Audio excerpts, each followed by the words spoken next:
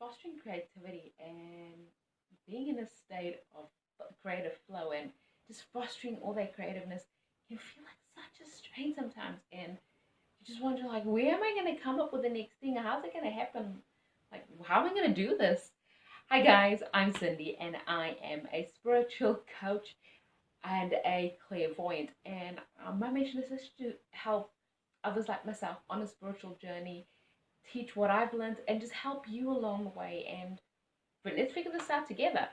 So, being creative and the creative process can be so straining, and just fostering that mentality of actually being creative and doing things creatively can be honestly can be so frustrating and so draining because it feels like you just have to be on point all the time, every time, and it's just like, and especially if you are on the spiritual journey, on a creative journey, kind of business mindset, lifestyle, it is hard. It is hard to always just be go, go, go, and having your mind create things, especially if you're doing things, if you following the practices of the law of attraction and manifesting, because manifestation is all about creation after all, because you're creating the life that you want.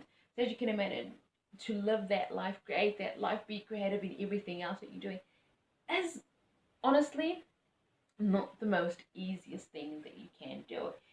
So what three things that I have found that helps with the creative process, helps keeps me grounded when I'm trying to be creative, as such, or just create and teach and do things, or just be creative in general in life, is firstly to take it easy. Like, just take it easy on yourself.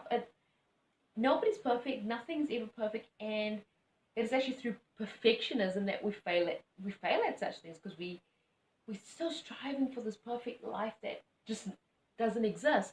So honestly, when you fostering a creative mindset or creative life or creative business or spirituality through creative measures, take it easy on yourself. It's okay. It's okay if you um stuck for the next thing, or you're trying to write a book and you're just like, I don't know what to do, what the character's gonna do, kind of a thing.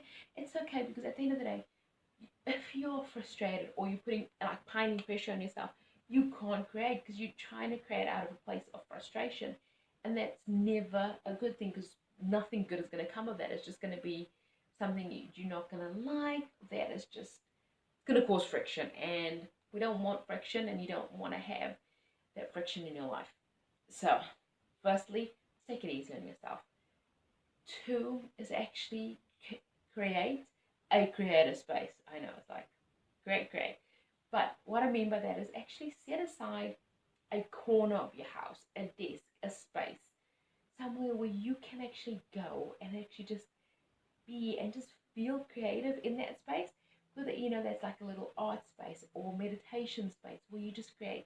That is your sacred space where you can just be, as I said, just be. And what happens is when you create the creative space, you actually prime your brain to know that once you enter that space, when you go there, it changes your mindset and gets your mind primed to be creative, to actually enter that space and go, okay, when I'm there, that's when we put our creative hats on and we don't worry about everything else that's going on in the world. We just focus on the task at hand and just letting our creative juices flowing. So that's the reason why I say create a space.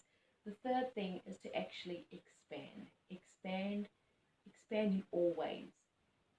And by that I mean, if you're, for example, a painter, don't just paint with oil paints. Paint with acrylics, paint with watercolors, expand, paint on different mediums, on different textures.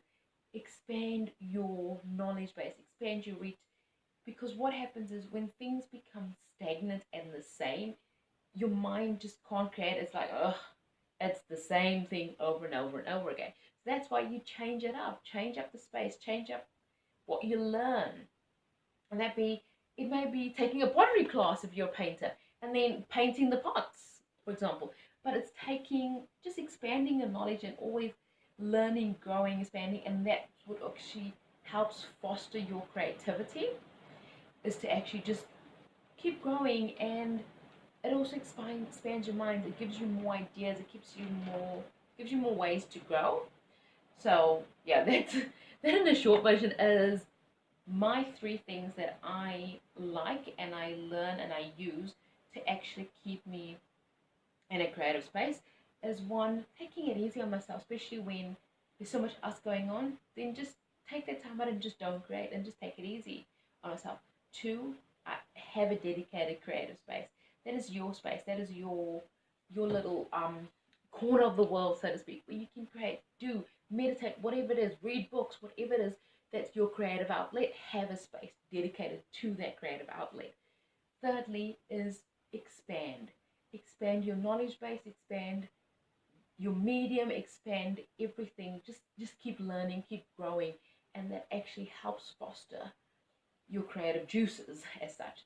Anyway, that's my three things on how to foster creativity. As always, thank you so much for joining me. I would love it if you could like, follow, subscribe, and ask me any questions that you have about the spiritual journey, about where you are on your journey, and any help or tips that you need. I look forward to it, and I can't wait to see you guys in the next video. Bye!